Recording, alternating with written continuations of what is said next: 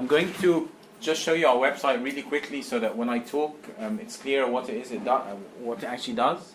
So what we did is we've been digitizing some of the key maps of London, and using different software we've layered them so you can click on any point and see different map layers corresponding to that point, and therefore you could see a photo of a 1950s building in the context of an 18th century map, which would show you what was there in the 18th century on the site of the same building. And anyone can add to this website. It's a big public engagement project. We're doing a lot of work engaging with schools, community groups, archives of different sizes, so from local archives like Bexley Archive, for example, to the London Metropolitan Archive. And even though we have funding for 2 years to actually engage in public engagement activities, no one needs our permission to add information or to use the website for research. It's a tool that anyone can use, and the reason we're doing public engagement is to raise awareness and to develop tools and educational packages and other things, but we don't control it, which I'm sure it often leads to very interesting discussions with people who have collections and archives about, what if people add wrong information or things that they don't have copyright for, etc. And I'm happy to talk to you about that later if you want. I often get asked about it. But just to show you briefly, anyone can add records, and here are some examples of records. The more you zoom in, the more you see. So hopefully this one that I click on will be a good one. But well, I'll choose one with a photo. Because some of them are textual accounts, others are videos, for example.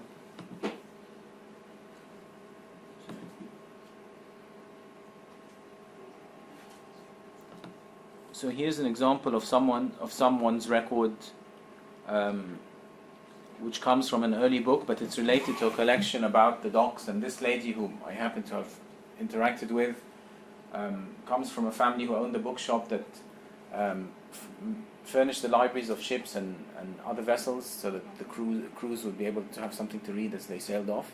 And so she's very interested in Poplar, which is where her family ran this bookshop from 1868 to 1968. So that's just one example. And I'll just show you an example of another thing,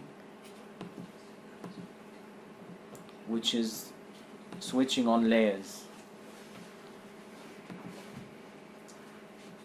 So I'll turn on a Tudor map of London.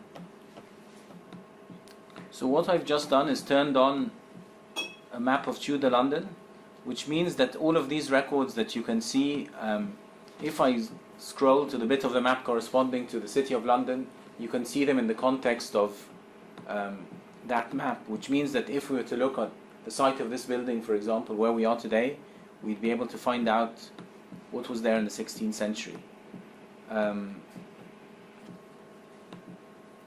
So it shows you in detail what would have been located around St. Paul's Cathedral in 1520. And we've been doing this, adding different map layers. This is the oldest one we have so far, but we're going up to the 20th century, and we have a modern satellite map as well. So I just wanted to give you a flavor of what the website does before actually using a PowerPoint presentation to talk about it. And this is a project that it's led by the Institute of Historical Research, but we have a number of partners. Some of them have given us technical information maps, for example, like the British Library and the National Archives.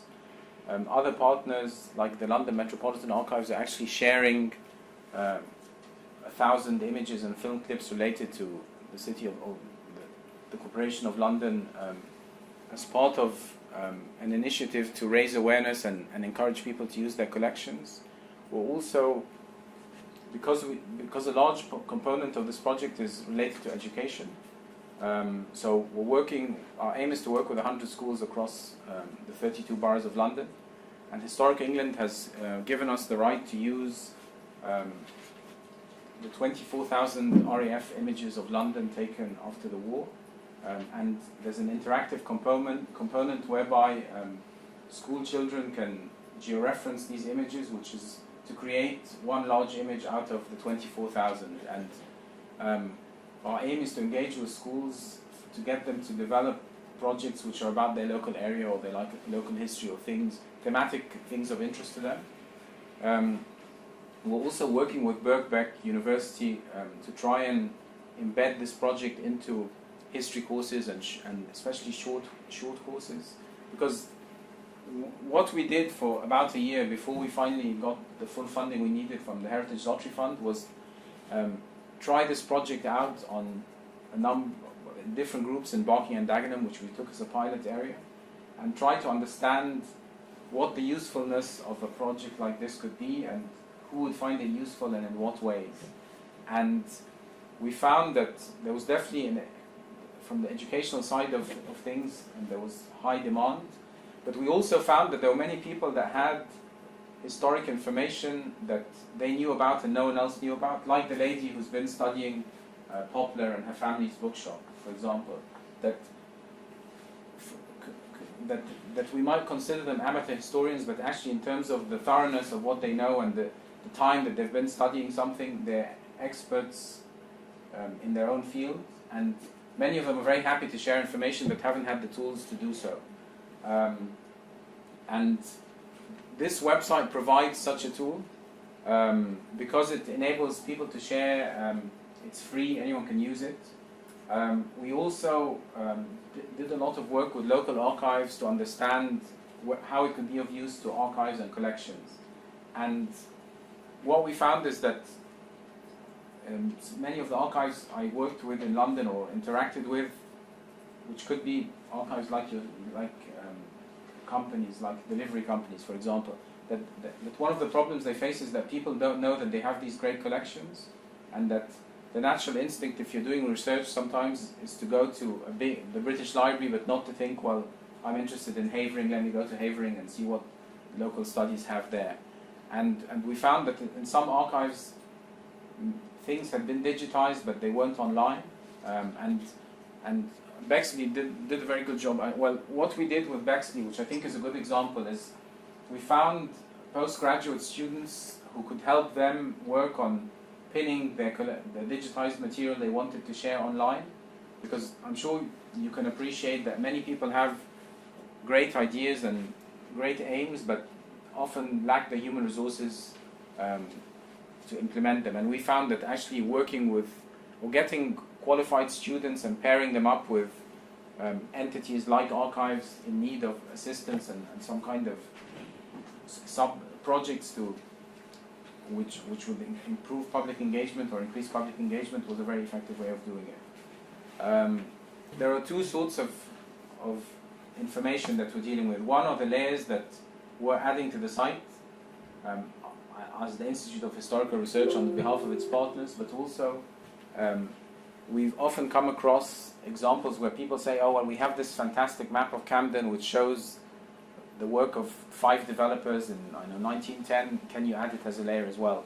And so we're working on the facility that also makes that possible, because what we're trying really to do is to get people to share history and to explore areas that are relevant to them online.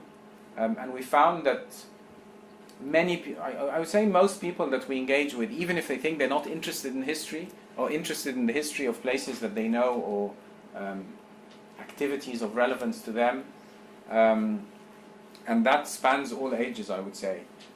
The other thing is, in our engagement program, we're not just focusing on engaging with entities like local archives or museums who have collections or whose mandate is the study or the conservation or the preservation of history, but it's entities with a history. And so sometimes it could be, as we've done, worked with a group in Barking and Dagenham, which has worked for the 50 years on improving services for disabled people in Barking and Dagenham, and have expanded to become a national organization. So from their point of view, they wouldn't ever define themselves as history organizations or history societies, but they have 50 years worth of history. A lot of it is in the head of their former CEO, and part of that is also in boxes of photos in their attic. And I think what technology enables us to do is capture historical information in ways that we might not have been able to do 50 or 100 years ago. And I think this is one of the things that we're trying to achieve with this project, is how can we use technology effectively so that someone sitting in their living room with 50 files on their computer about a hospital somewhere can actually share it, and that it doesn't disappear when the hard drive crashes or something happens to the person. And I think that what I'm hoping, I hope that this sort of project can be of use to you, either directly or indirectly. That some of you might think, well, actually, we have a collection or an exhibition that we put on in 2017, and we could upload the PDFs about, I know, Wimbledon in the 1930s or something. But for those of you for whom the geography of London is less important, or you're doing public engagement projects and want to benefit a bit from the experience and the challenges that we've had to deal with over the past 2 years, we're also very happy to engage on that level, whether or not you use Layers of London website directly. So it's just something to bear in mind.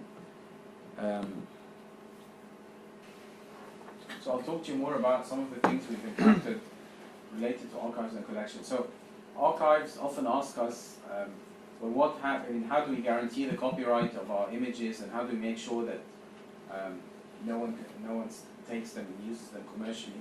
And the answer is that the person contributing information controls, for example, the resolution. They can add watermarks if they want. So there's nothing to stop you as a group or people like you from dictating the terms upon which you want to share information. I mean, no one's under obligation to share, and it was good, I think, to work with the London Metropolitan Archive, which has a great collection, but also is very conscious of things like copyright and all of that.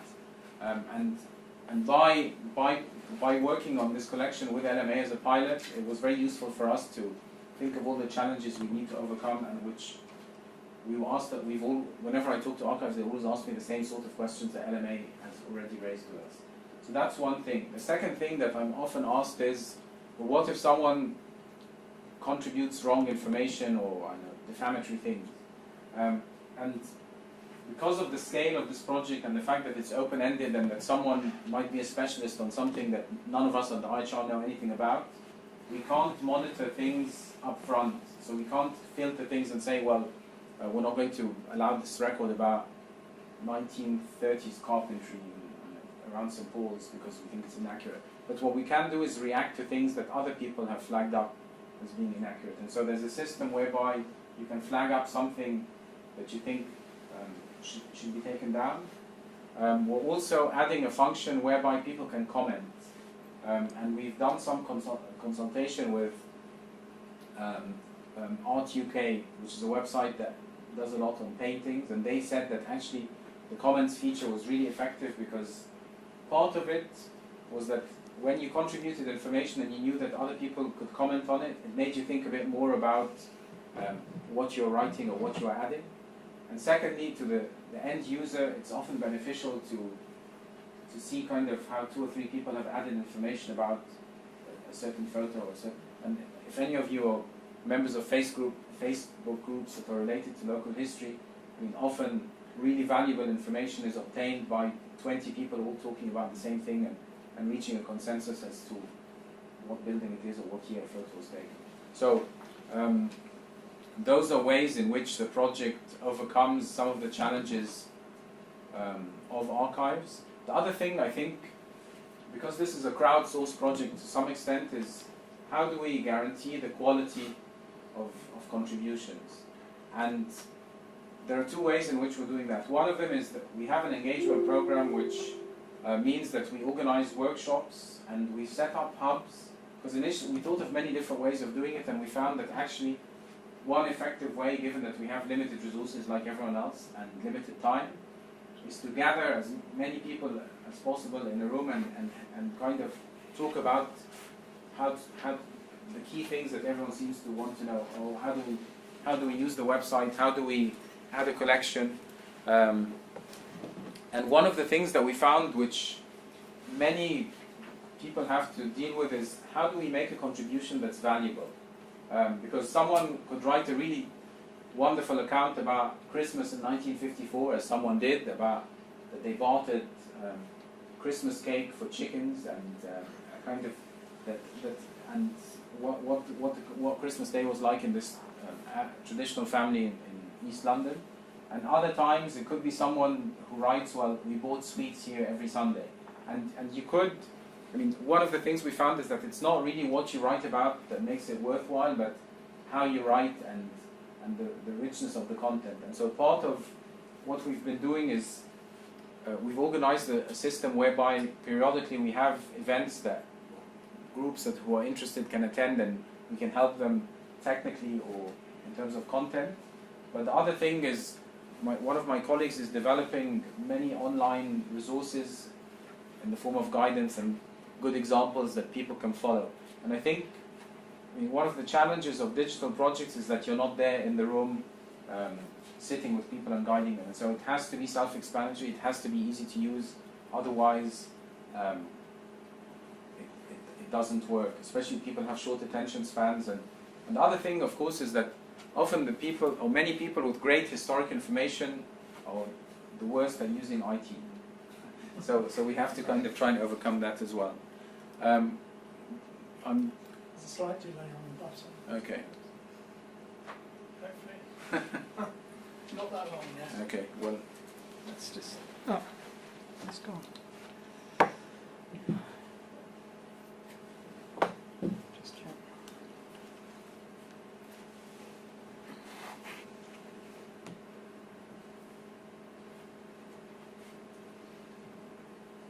I'm trying to think of the slides in my head so I can tell you what it is.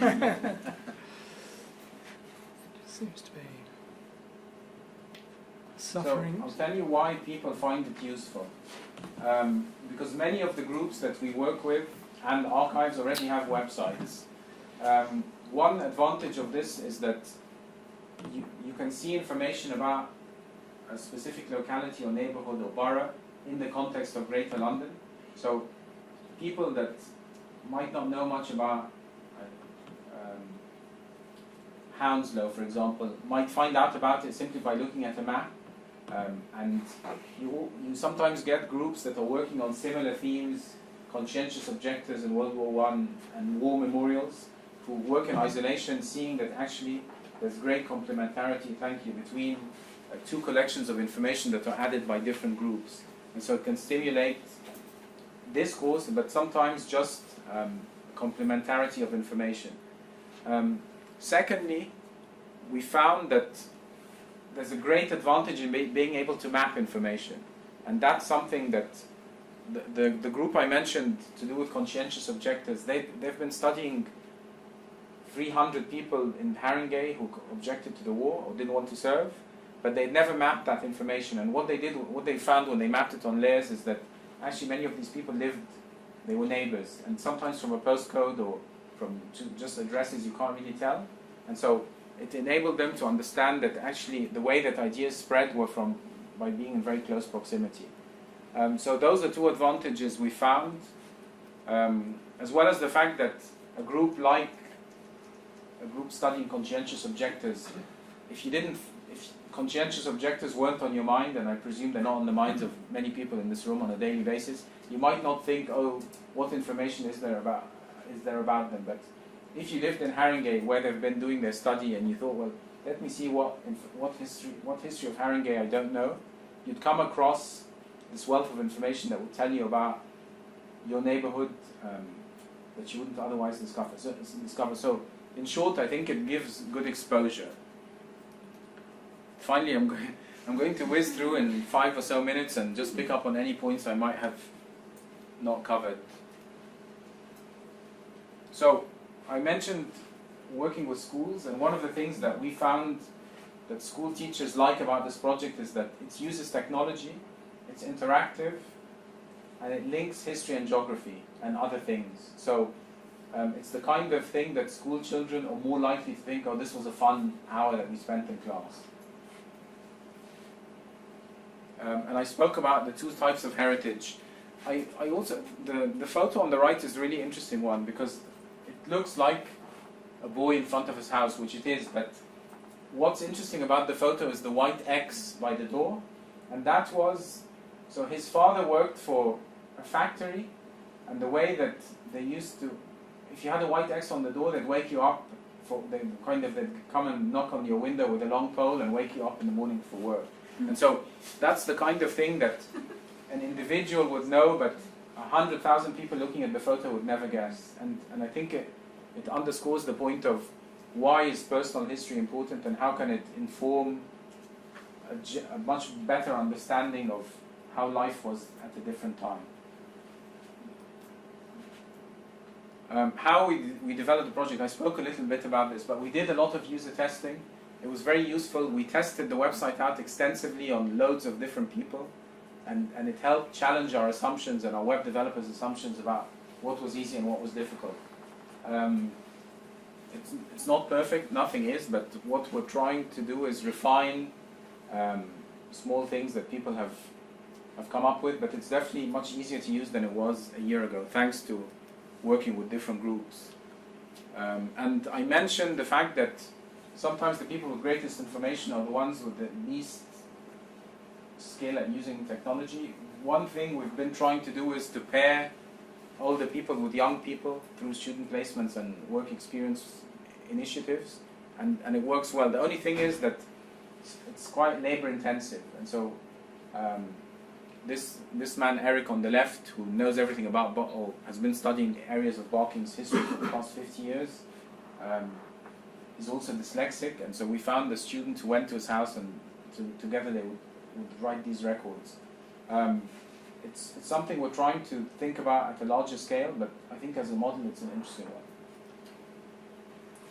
And this is, I spoke about boxes in the attic, and this is what I mean. Like Leslie, any photo, she can tell you exactly what it was, but the photos aren't labeled, they're in no order, so in fact she's the only key to this information.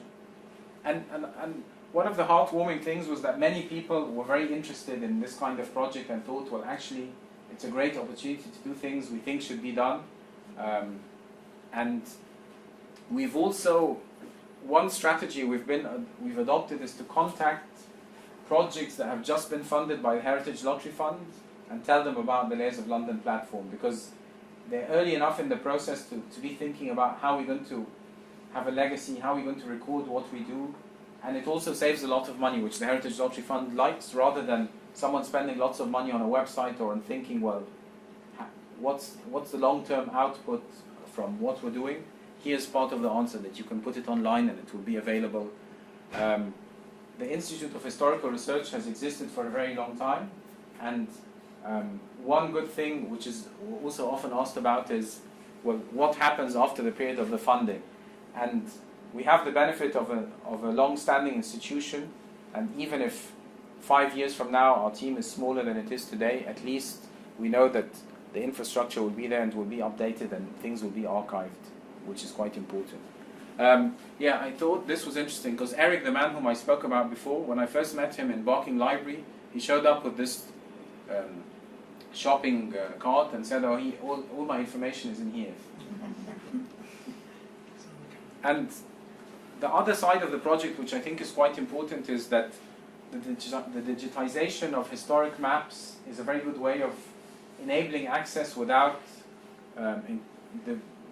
leading to further wear and tear on historic documents. And I'm sure those of you who work in archives can appreciate that fully.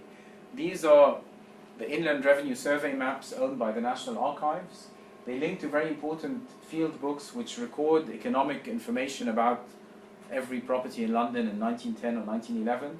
And I mean, these are some of the maps that are in the search room. So you can see why it's important and why organizations like the National Archive thought, well, actually it's to our advantage to digitize the set as part of this project.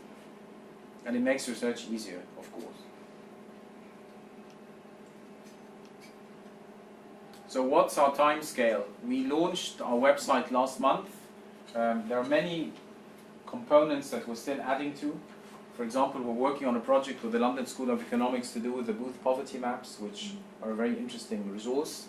We hope to engage with 100 schools and 60 community groups over the next 2 years.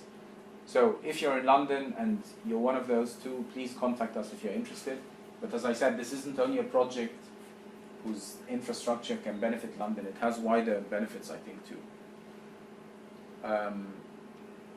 And we're hoping, that the Museum of London could use the Layers of London website as part of its new interpretation, especially that it will have a map room, and we're going to meet with them next week to discuss that. So that's something quite promising. And we cover, our engagement covers the 32 boroughs of London. One thing which I suppose is of relevance to you is what are the terms of a project like this.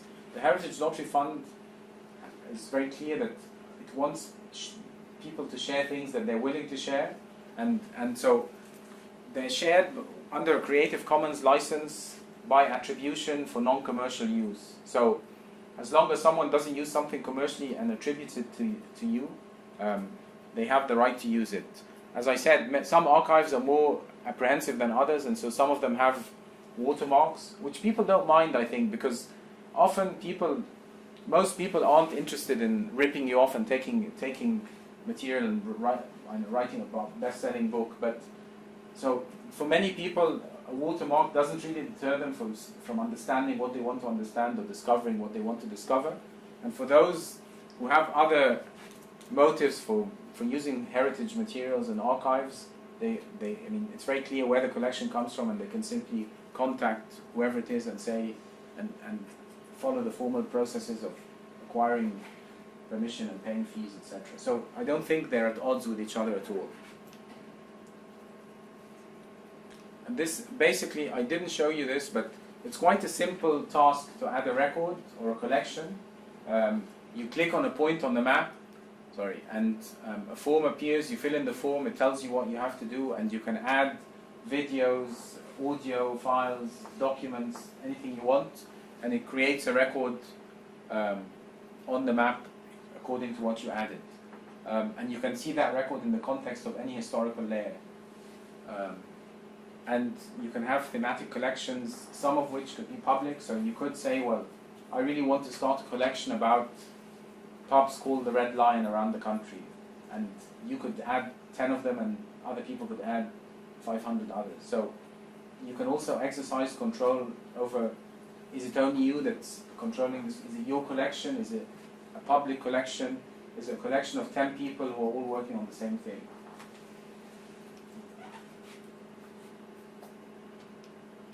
And these are just some examples of really interesting collections, actually. One of them, the Greek restaurants one, someone interviewed Greek restaurant owners in London and produced little films.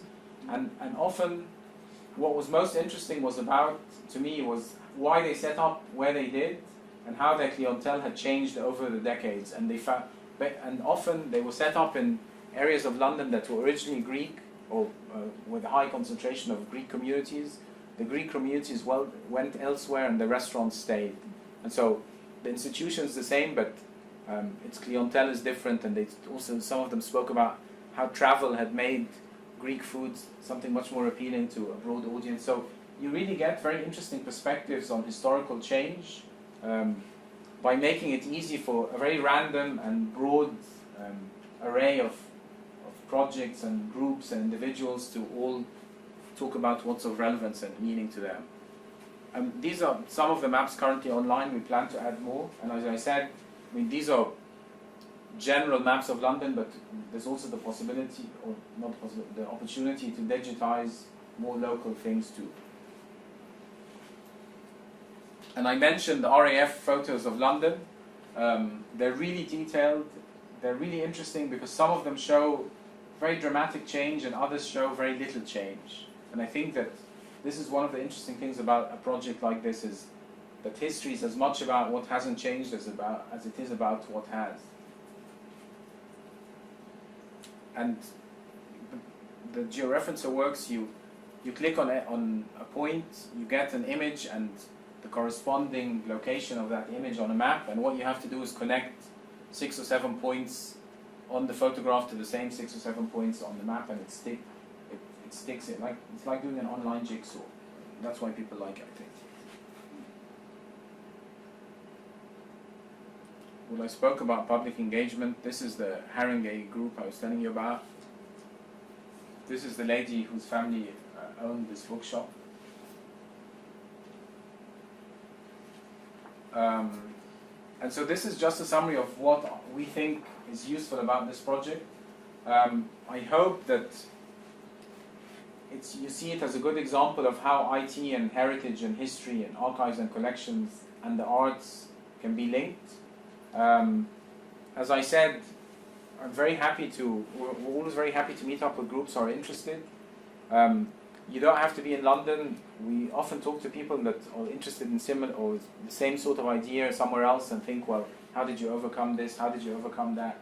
And also the prospect of using the technical infrastructure for other projects. For example, there's a group of archivists in the Northwest who want to digitize their tide maps, and they're looking as to whether they can take the programming and the code that we've used here to do their own project.